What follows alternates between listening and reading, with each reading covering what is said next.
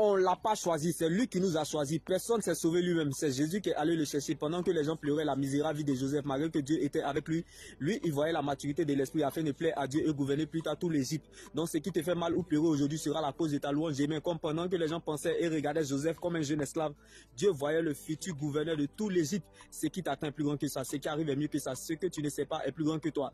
Donc laisse Dieu gérer ce que tu ne connais pas. Car une chose est de regarder, mais une autre chose c'est de voir. Pendant que David s'avançait contre Goliath, le peuple d'Israël, l'armée d'Israël et sa famille regardaient la bataille et pleuraient déjà la mort du jeune homme comme un film d'horreur. Mais lui, il voyait le combat comme un dessin animé, car tout ce qui est et se fera a été fait autrefois.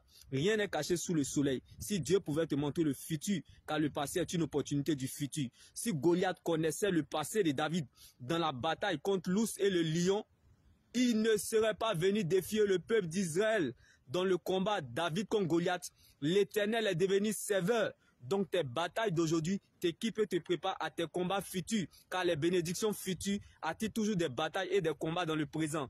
De la manière que la fleur attire des abeilles, c'est de la même manière que vos souffrances attireront une très belle récompense, une opportunité et un honneur. Car celui qui a fait le testament est vivant. Donc ce n'est plus ton combat. Car Christ était ressuscité pour toi. Il y a encore de l'espoir tant que Jésus vit pour toi. Quand les hommes sont témoins, c'est fort. Mais quand Dieu est témoin, c'est encore plus fort.